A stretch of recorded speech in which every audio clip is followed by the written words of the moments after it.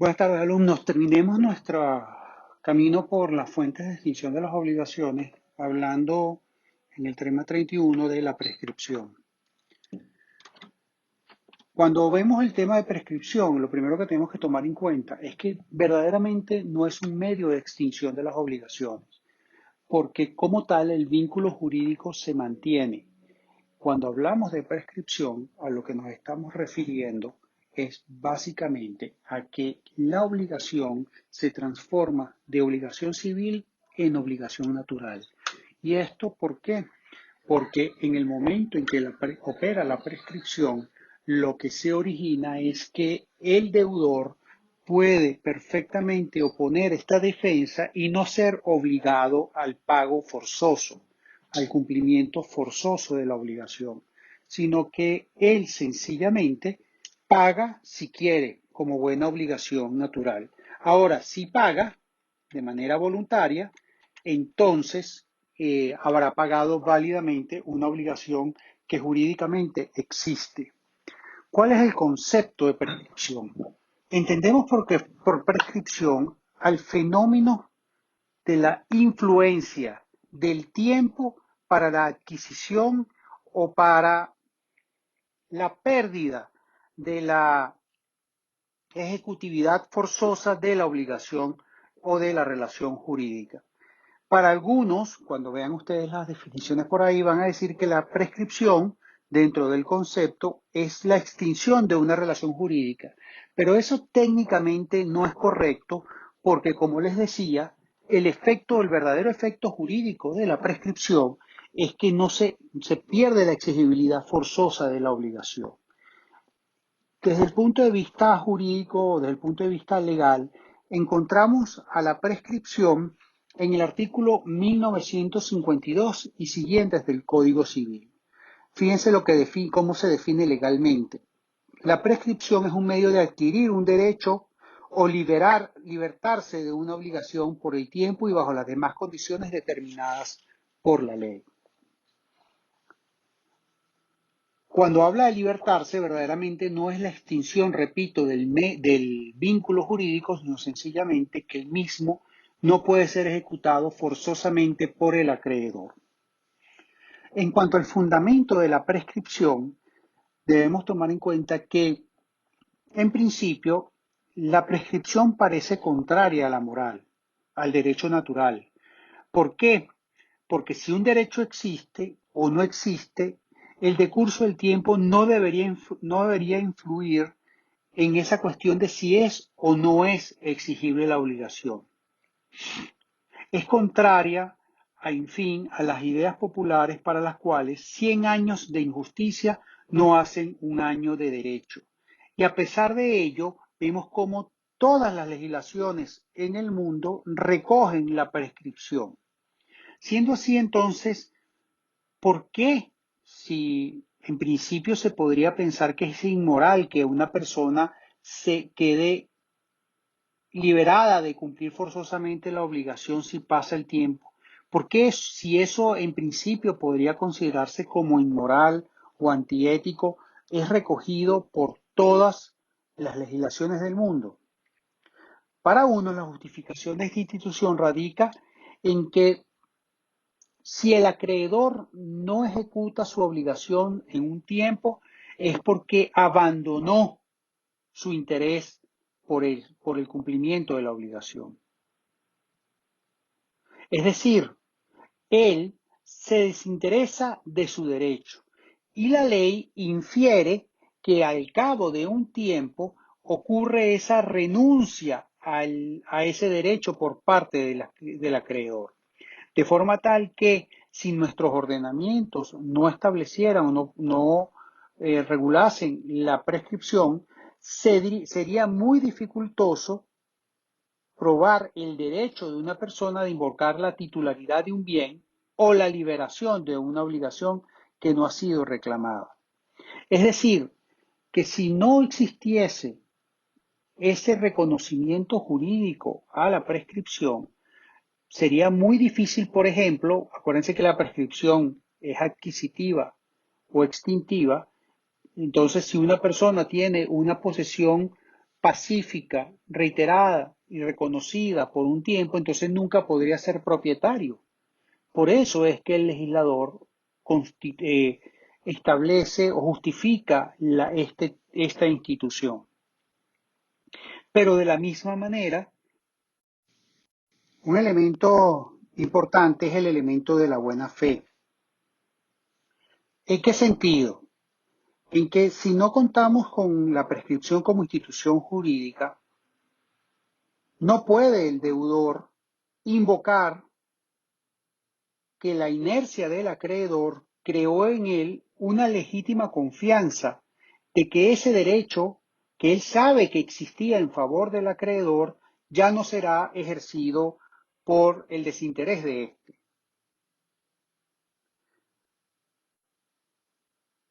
Además de la justificación en la presunción de abandono, otros justifican a la prescripción o la identifican como una pena, un castigo que le impone la ley a aquel acreedor cuya negligencia lo hace indigno de que su acreencia sea satisfecha. Existe una corriente doctrinaria que justifica esta institución en el interés social de la consolidación de una situación de hecho por el transcurso del tiempo. Ven ustedes entonces cómo hay, en principio, tres fundamentos. El primer fundamento es en una presunción de abandono del derecho por parte del acreedor o del titular del derecho de propiedad en caso de la prescripción adquisitiva. Para otros, la justificación está en una pena, una sanción, un castigo al negligente. Castigo que lo hace perder, en el caso del titular del derecho de propiedad, su propiedad sobre el bien y en el caso del acreedor, perder su acción para reclamar por la fuerza el cumplimiento de una obligación. Y finalmente están los que justifican esta institución en el interés que debe tener la sociedad en que una situación de hecho, por el transcurso del tiempo, se transforme en una situación de derecho para que haya certeza o seguridad jurídica. Que para este grupo de autores, la garantía de la certidumbre en las relaciones jurídicas es esencial para el interés social y el Estado de Derecho. Y por ello es que se justifica que se cree una institución que, cumplido determinado tiempo y llevado a cabo la inactividad del titular del derecho, se exonere, se salvaguarde así la situación de hecho de esta inacción y se consolide el derecho del deudor a que no se le pueda reclamar por la fuerza o del poseedor legítimo de un bien en su derecho a ser titular o propietario del mismo. Sí, por esta forma que se suplante la prueba de la titularidad del derecho en el caso del propietario de quien adquiere por usucapión por efecto del tiempo transcurrido. ¿En qué modo opera la prescripción? ¿Cómo se puede oponer? ¿Cómo se puede hacer valer esta prescripción? La primera manera o modo para oponerse o hacerse valer la prescripción es como defensa, como una defensa que debe ser opuesta por el deudor y que no puede ser suplida por el juez, conforme se deduce del artículo 1956 del Código Civil venezolano. ¿En qué momento se debe oponer esta defensa? En materia civil, esta defensa se debe oponer al momento de contestar la demanda, aunque nada obsta en aquellos procedimientos en los que existan etapas procesales previas a la contestación, se oponga esta defensa en ese momento. Tal es el caso, por ejemplo, de los procesos laborales, donde el primer acto que se lleva a cabo es una audiencia de conciliación, y en esa audiencia de conciliación se consignan las pruebas antes de contestarse a la demanda. Incluso es posible que se levante un acta antes de contestarse a la demanda, y en ese caso el deudor o el pretendido deudor puede perfectamente oponer esta defensa. Pero lo normal es que la defensa de prescripción se oponga al momento de contestarla a la demanda. Lo que sí es claro es que quien opone la prescripción debe invocarla de manera clara e inequívoca, expresando los hechos en los que fundamenta esta defensa. No hay una norma o una fórmula sacramental para oponer la prescripción, pero debe quedar claro que se está oponiendo la defensa, señalando los supuestos de hechos que justifican esta defensa. ¿Qué quiere decir esto?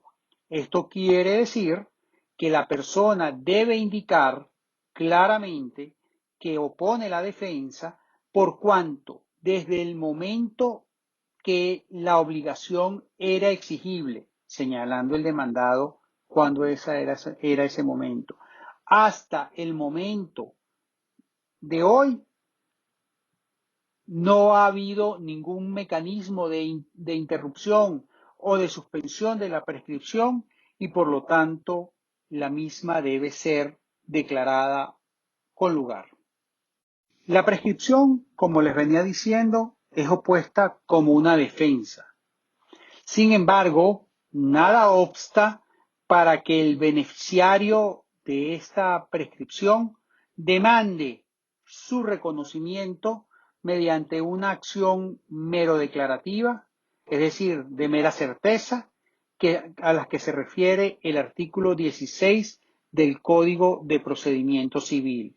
Es decir, que puede ser una defensa o incluso a través de un medio de ataque, como sería una demanda de reconocimiento de ese derecho a través de una acción mero declarativa. Quien alega o pretenda beneficiarse de la prescripción tendrá la carga de probar la fecha en que el derecho podía ser hecho valer, es decir, el momento, en el caso de la prescripción extintiva, el momento en que la obligación era exigible, a los fines de fijar el momento en que comienza a computarse el lapso para prescribir, hasta el momento en que pretende hacerse valer ese derecho. No tiene que probar que el curso de la prescripción no fue impedido o interrumpido, o que no ha renunciado a ella. Esos elementos tendrán que ser probados, o mejor dicho, primero alegados y después probados por aquel que se opone a la ocurrencia de la prescripción. La prescripción puede ser opuesta por el deudor que quiera liberarse del cumplimiento forzoso de la obligación. Si son varios codeudores, la excepción solo beneficia a aquel que opuso efectivamente la defensa. O puede ser opuesta por cualquier tercero que tenga interés en hacerla valer, no solo por el sujeto pasivo de la relación obligacional. Tenemos el ejemplo de el acreedor del deudor, que perfectamente puede interesarse, el acreedor del deudor, en otra relación obligacional, que perfectamente puede interesarse en que cualquier obligación de ese deudor sea declarada prescrita, para que de esa manera sean menos los acreedores del deudor que puedan valerse del patrimonio de éste para satisfacer su acreencia. Esto lo vemos reflejado en el artículo 1958 del Código Civil. ¿Cuál es la naturaleza jurídica de la prescripción? Bueno, tal como les dije al principio de este audio, la prescripción como tal no constituye un medio propio de extinción de la obligación, toda vez que el vínculo jurídico se mantiene existente. El vínculo jurídico sigue existiendo. Lo que sucede es que, alegada la prescripción o prescrita la acción, solo se pierde el componente de exigibilidad forzosa de la misma, exigibilidad forzosa propia de cualquier obligación civil. La prescripción lo que hace es transformar la obligación civil en una obligación natural, porque ya no es posible el exigir forzosamente que el deudor cumpla. El deudor solo cumplirá si así lo desea de manera voluntaria. ¿Cuáles son los caracteres de la prescripción? La prescripción extintiva no opera de pleno derecho, por disposición de ley o por mandato judicial. El juez, para poder declarar la prescripción, necesariamente requiere que sea opuesta por la parte o por algún interesado, por el deudor o por algún interesado en la procedencia de la misma. Otra característica importante de la prescripción, y que a veces se olvida, es que usted no puede renunciar a la prescripción de antemano. Usted no puede renunciar a la prescripción hasta tanto ésta no ocurra, no esté consumada. La parte para renunciar a la prescripción debe haberse configurado, debe haberse efectivamente transcurrido el plazo íntegro para que ésta ocurra. Eso lo vemos en el artículo 1954 del Código Civil. El tercer requisito, el tercer característica de la prescripción es que no requiere de buena fe. El transcurso del tiempo y el cumplimiento de las condiciones hace que la prescripción opere, con independencia que el deudor actúe con buena o mala fe.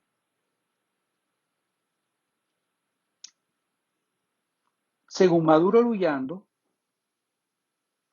la prescripción, y esta es la última característica, solo puede funcionar como un medio de defensa o excepción. Según Maduro Luyando, no se puede deducir la prescripción por vía de acción, con lo cual yo estoy en desacuerdo.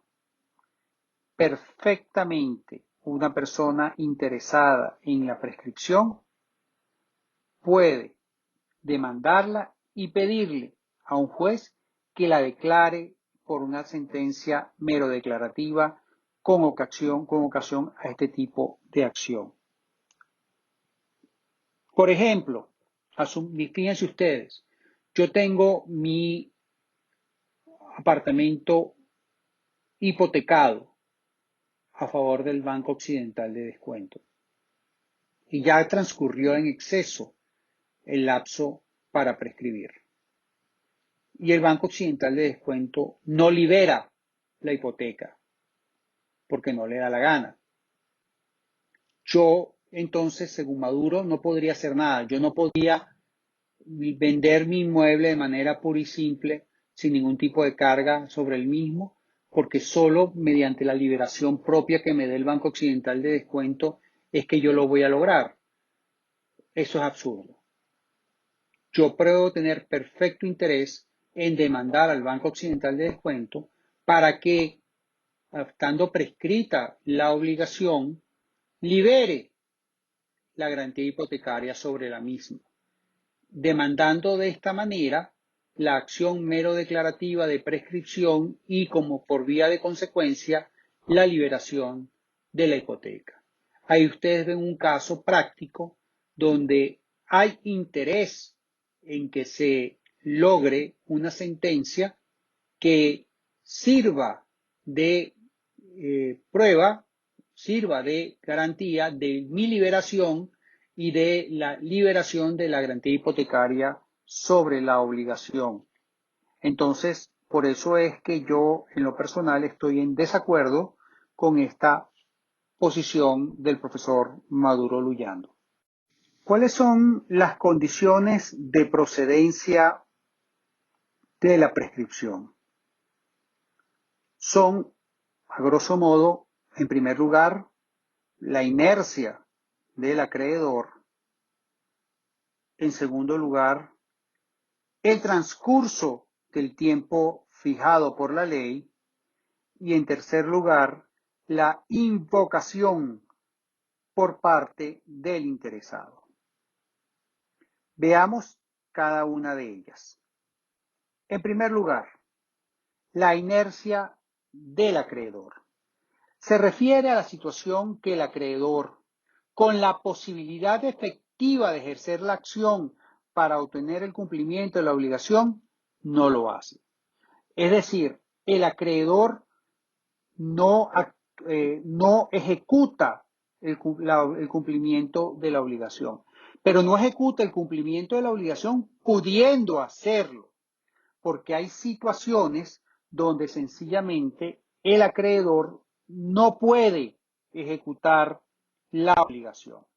La doctrina señala 3 requisitos para que se dé o para que estemos en presencia de la inercia del acreedor. El primer requisito es que la inercia o el no ejercicio de la acción por parte del deudor, del acreedor, se debe a una causa imputable a él. Es decir, que la inercia debe ser imputable al acreedor.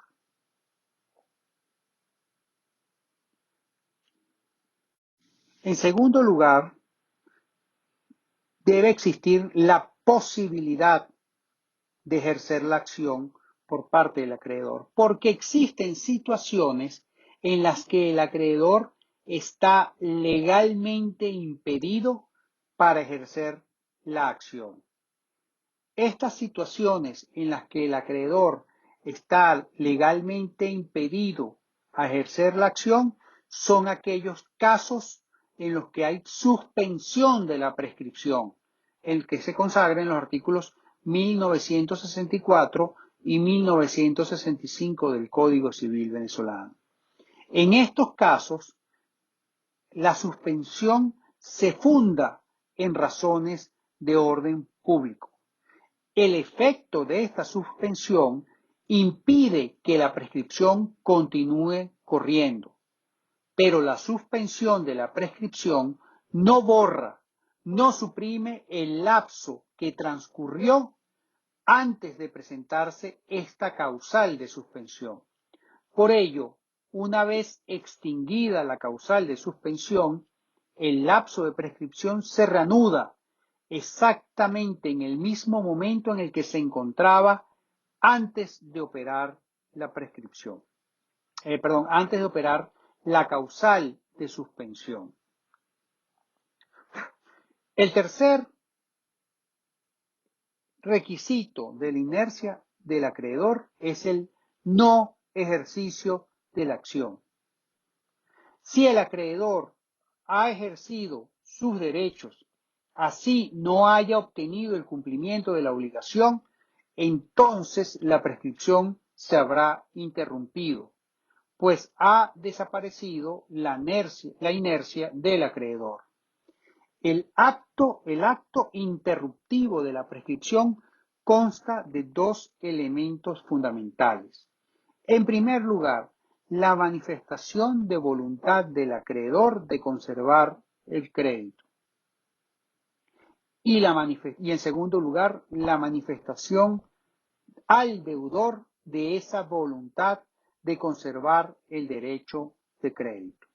Esto justifica por qué cualquier acto que realice el acreedor tendente a ejecutar efectivamente su crédito constituye un elemento interruptivo de la prescripción, porque significa que el acreedor no ha abandonado su derecho, no ha renunciado a exigir el cumplimiento de la obligación, sino que ha manifestado ese deseo a través del acto de cobro, así sea extrajudicial, al deudor, y al manifestárselo el deudor, éste tiene la conciencia que el acreedor sí desea que se le pague.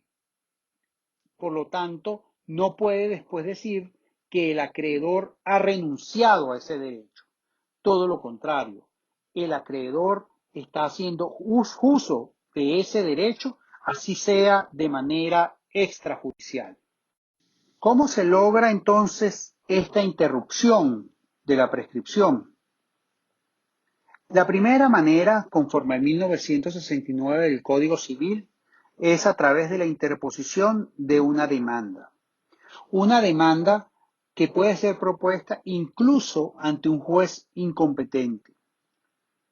Lo importante o lo que interrumpe la prescripción no solo es la interposición de la demanda. La interposición de la demanda constituye la manifestación de voluntad del acreedor de conservar su derecho de crédito, sino que además es necesario que se logre la citación del demandado antes de que expire el lapso de prescripción, que es el segundo requisito, que esa manifestación de voluntad sea expuesta, sea entregada al deudor. Por eso nuestro código exige que se interponga la demanda y, en segundo lugar, que sea citado el deudor. No basta con interponer la demanda, hay que interponer y citar para que se logre el elemento interruptivo de la prescripción. Si no se logra la citación, usted puede lograr la interrupción de la prescripción registrando copia certificada del libelo de la demanda, del auto de admisión de la demanda y de la orden de comparecencia del demandado. ¿Por qué el registro? Porque el registro origina una presunción, al ser un registro público, que el deudor se ha enterado de la existencia de esta demanda y por lo tanto, a los efectos interruptivos de la prescripción, se ha enterado de la manifestación de voluntad del acreedor de mantener su derecho vivo.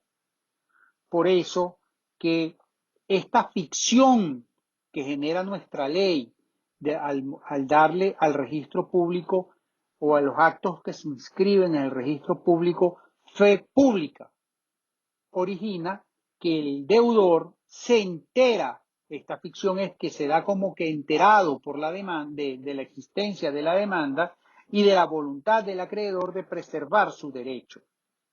Por eso es que si usted no logra la citación antes de ocurrida la prescripción, antes de verificar la prescripción, usted puede lograr el efecto interruptivo registrando este libelo de demanda en la oficina de registro público. Ahora, si el demandante acreedor desiste de su demanda, es decir, extingue la instancia o el demandado es absuelto en la sentencia, el acto interruptivo queda sin efecto.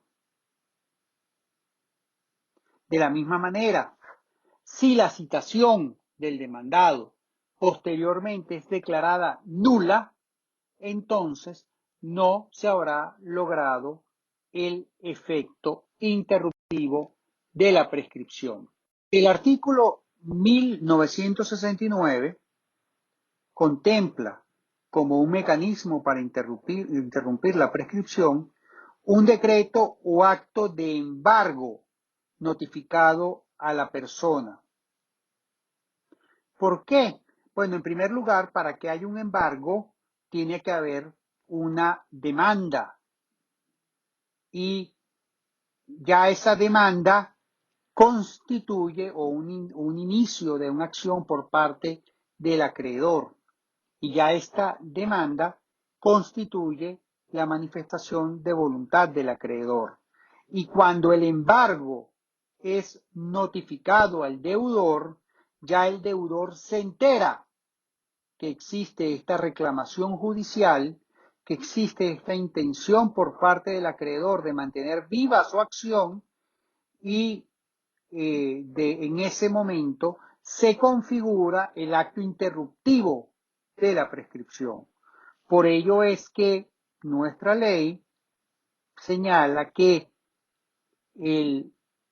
la práctica del embargo al deudor conjuntamente con la notificación del mismo origina la interrupción de la prescripción. Y este mecanismo de interrupción de la prescripción se ha extendido a otras medidas cautelares como lo es el secuestro de bienes, siempre y cuando se logre o se lleve a cabo la notificación al deudor de esta medida cautelar.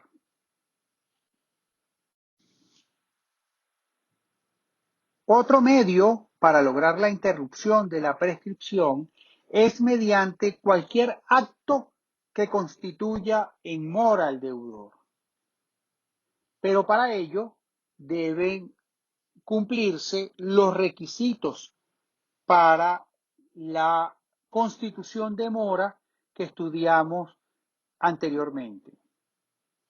Cualquier acción de cobro extrajudicial es suficiente para lograr la interrupción de la prescripción, pues constituye un medio de acción por parte del acreedor, donde él sencillamente manifiesta su deseo de mantener viva la acción y este deseo de mantener viva la acción es notificado, informado al deudor, quien entonces sabe que el acreedor no tiene interés en renunciar a su derecho. Finalmente, otro mecanismo de interrupción de la prescripción es el reconocimiento por parte del deudor de la existencia de la obligación. Cuando el deudor reconoce que debe y manifiesta que va a pagar, este reconocimiento origina que ya no corra, ¿sí?, la prescripción, que se interrumpa la misma. ¿Por qué? Porque en ese momento el acreedor sabe que el deudor ha reconocido el vínculo jurídico civil y que por lo tanto puede esperar el cumplimiento voluntario del mismo, de la obligación. Este reconocimiento por parte del deudor debe ser claro, sin lugar a dudas, y debe ser al mismo tiempo determinante, aunque puede darse de manera tácita. Este reconocimiento no es un acto receptivo, en el sentido que no requiere que el acreedor reconozca o acepte dicho reconocimiento por parte del deudor. Es más, Ni siquiera el reconocimiento de la obligación debe ser dirigido al acreedor. Basta que el deudor haga este reconocimiento de la obligación de manera general para que, para que opere el acto interruptivo de la prescripción.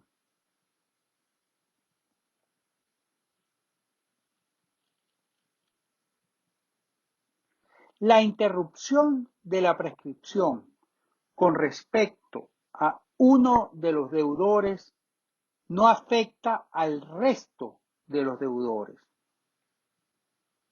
La interrupción de la prescripción por un acreedor solidario beneficia a todos los acreedores solidarios. Entonces vemos que el primer requisito es la inercia del acreedor. El segundo requisito es el transcurso del tiempo fijado por la ley. Y aquí es importante que tomen en cuenta lo siguiente.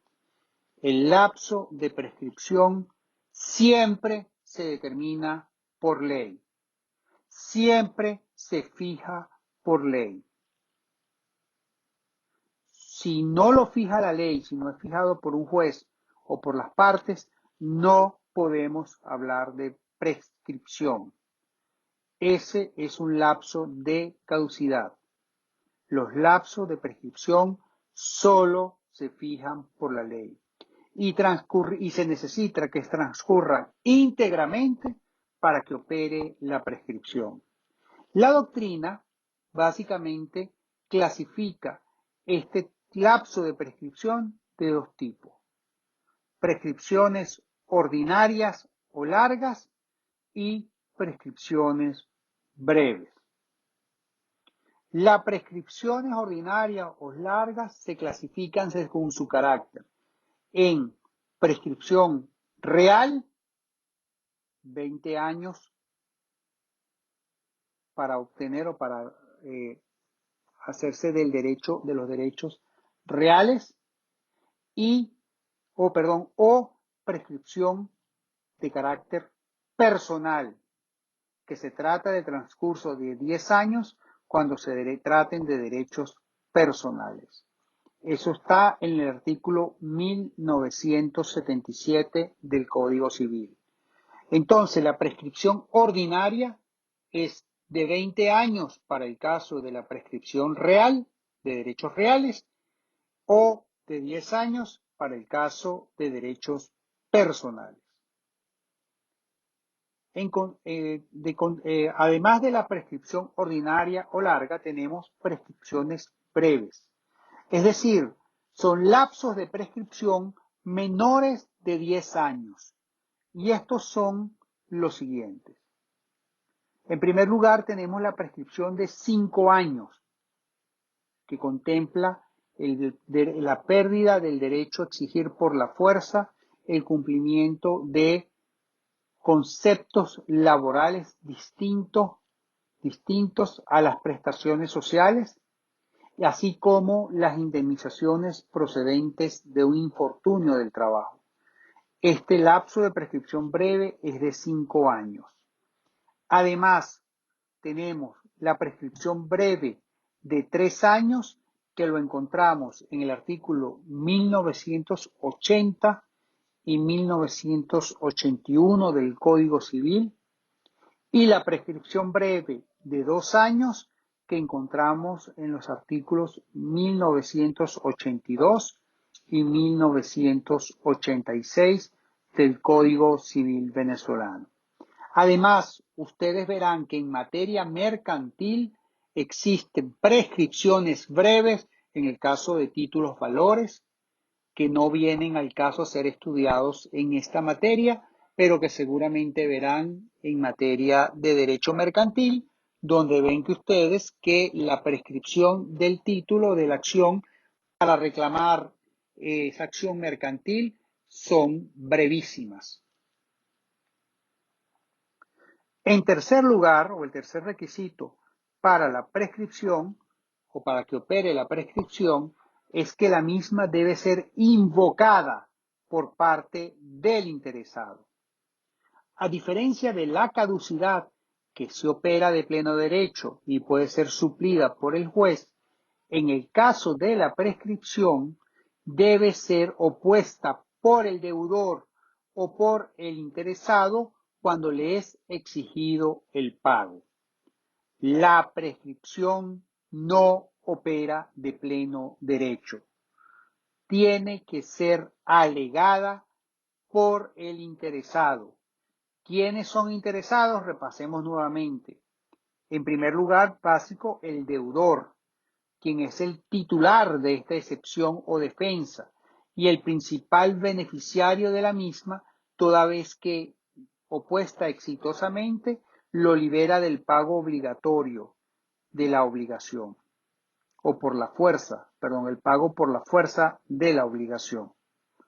En segundo lugar, cualquier interesado, que incluya a los otros acreedores del deudor, quienes las pueden oponer incluso en contra de la voluntad del propio deudor o inclusive aunque haya renunciado a esta defensa.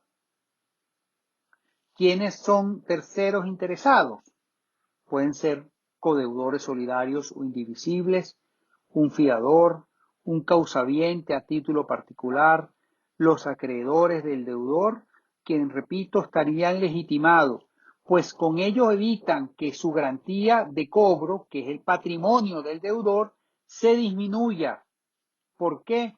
Porque si el deudor no opone efectivamente esta defensa, el acreedor podrá ejecutar su obligación sobre el patrimonio del deudor, disminuyendo la garantía del resto de los acreedores. Estos acreedores pueden oponer esta excepción mediante la acción oblicua que ya estudiamos y que está en el artículo 1278 del Código Civil, o mediante la acción pauliana. Utilizarán la acción oblicua cuando el deudor haya omitido la oposición de esta defensa, y utilizarán la acción pauliana cuando el deudor haya renunciado expresa o tácitamente a oponer esta excepción.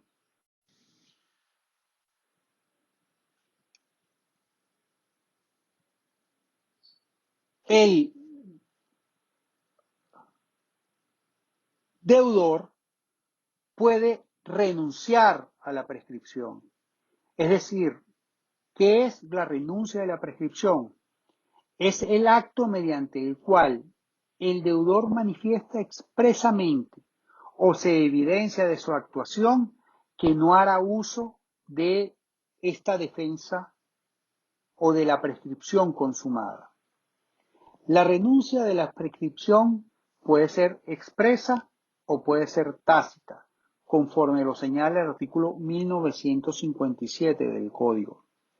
La renuncia es expresa cuando es una declaración unilateral, no recepticia, por parte del deudor, en la que manifiesta que no hará uso del derecho de oponer la prescripción.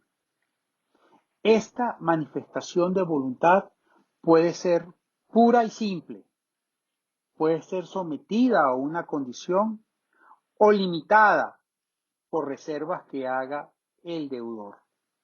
Lo importante es que la renuncia a la prescripción solo es posible una vez consumada la misma. No puede renunciarse a la prescripción mientras ésta no haya operado. La otra forma de renuncia a la prescripción conforme al 1957 del Código es la renuncia tácita, que ocurre cuando el deudor realiza un acto incompatible con la voluntad de hacer uso de la prescripción. Por ejemplo, cuando el deudor paga la obligación prescrita o cuando el deudor pide al acreedor que le dé más plazo para pagar. En estos casos ven ustedes que la acción ha, se ha prescrito, pero el deudor, en vez de decir, mira, ya tú no me puedes obligar a pagarte, le dice al deudor, le dice al acreedor, mira, yo te quiero pagar, dame más plazo. En este caso, evidentemente, hay una renuncia tácita porque es incompatible el ejercer esta acción con o poner esta defensa con pedir más plazo para cumplimiento.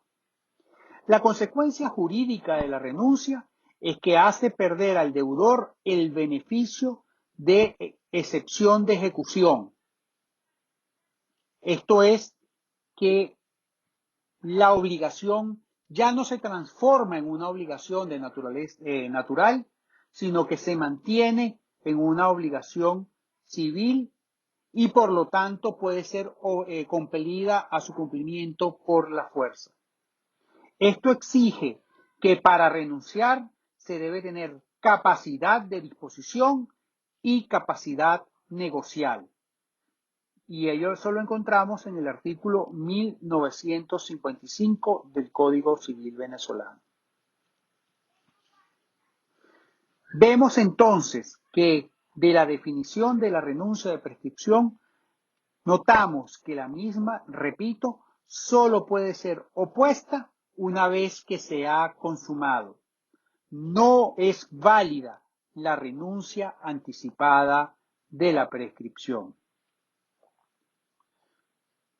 Los efectos de la prescripción son, en primer lugar, extingue la exigibilidad forzosa de la obligación. Ojo, no extingue la acción. El acreedor puede accionar, el acreedor puede demandar, pues si el deudor no opone su defensa de prescripción, el juez lo va a condenar al pago. Por eso es que se dice que lo que origina o el efecto que origina la prescripción es que se extingue la exigibilidad forzosa de la obligación.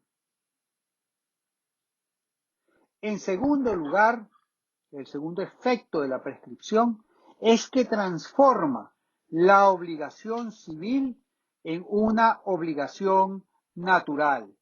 Pues si el deudor paga, este pago es válido y no es sujeto a repetición.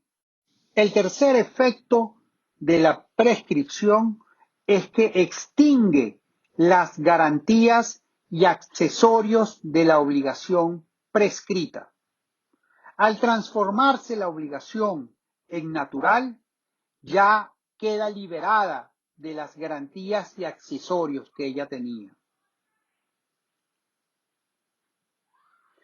Finalmente, el cuarto efecto es que esta extinción de exigibilidad opera desde el momento en que transcurrió el lapso para su oposición, no desde el momento en que se solicitó u opuso la defensa.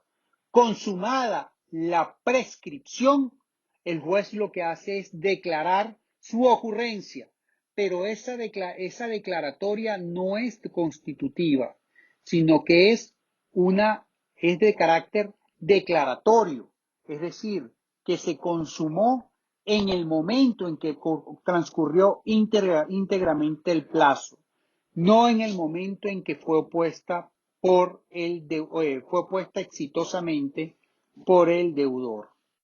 Finalmente, en este tema nos toca estudiar una figura que a veces la confunden, como es la caducidad. Se confunde porque igualmente constituye un efecto del tiempo en la obligación. La caducidad es la pérdida de una situación subjetiva activa, es la pérdida del derecho que se verifica por la inobservancia de una determinada conducta impuesta por una norma para la conservación de esa situación subjetiva, para la conservación de ese derecho. Constituye la pérdida de la pretensión por el transcurso fatal e ininterrumpido del tiempo, establecido en la ley o por acuerdo entre las partes. Entonces, fíjense cómo la caducidad es un término fatal que transcurrido origina la pérdida del derecho. Por eso, al constituir la pérdida del derecho, el juez sí la puede declarar de oficio, así no sea opuesta por la parte demandada o deudora. ¿Cuáles son las diferencias entre la prescripción y la caducidad? Elemento que me encanta preguntar, por cierto. En primer lugar, la caducidad es de orden público, por lo tanto, el juez la puede declarar así no haya sido alegada por el demandado. No así la prescripción, que debe ser alegada por el demandado para que el juez pueda acordarla. En segundo lugar, la caducidad es únicamente extintiva. Se pierde el derecho. La prescripción también puede ser adquisitiva, en el caso de la usucapión. En tercer lugar, la caducidad puede tener un origen legal o convencional. La prescripción solo puede ser establecida por ley. Por lo tanto, si ustedes ven en un contrato de seguro que usted tiene un lapso determinado para hacer su reclamo, entiendan este lapso como un lapso de caducidad porque nace del contrato. En cuarto lugar, la caducidad aplica a todo tipo de derecho, incluso a los extrapatrimoniales. La prescripción solo aplica a derechos de crédito y a derechos reales, es decir, solo aplica a derechos de contenido patrimonial. En quinto lugar, la finalidad de la caducidad es fijar de antemano un plazo dentro del cual se puede ejercer el derecho. La prescripción tiene por finalidad dar por extinguida la exigibilidad forzosa de la obligación por no haberse ejercido en el plazo legalmente establecido. Es decir, que la caducidad fija de antemano el plazo dentro del que se puede ejercer el derecho. Señala claramente al acreedor hasta cuándo puede actuar, hasta cuándo puede accionar. En cambio, que con la prescripción lo que extingue es la exigibilidad forzosa de la obligación por no ejercerse en el plazo que estableció la ley. Finalmente, los plazos de caducidad son por lo general muy breves, mucho más breves que los de la prescripción. Podemos estar hablando de meses, días. Por ejemplo, en materia laboral, usted tiene un lapso de 30 días para intentar 45 días ahora para intentar la restitución de sus derechos como trabajador. Si usted es despedido de manera injustificada y usted tiene derecho a un fuero. Ese es un lapso de caducidad. Si usted no va dentro de ese lapso, el inspector del trabajo de oficio debe declarar que caducó la acción. En cambio, que los plazos de prescripción, por cuanto son plazos mucho más largos, son plazos de años, como vimos en su momento. ¿Por qué? Porque los plazos de caducidad lo que le interesa es preservar la seguridad jurídica por encima de los intereses de los particulares. Por eso los plazos de caducidad son muy breves.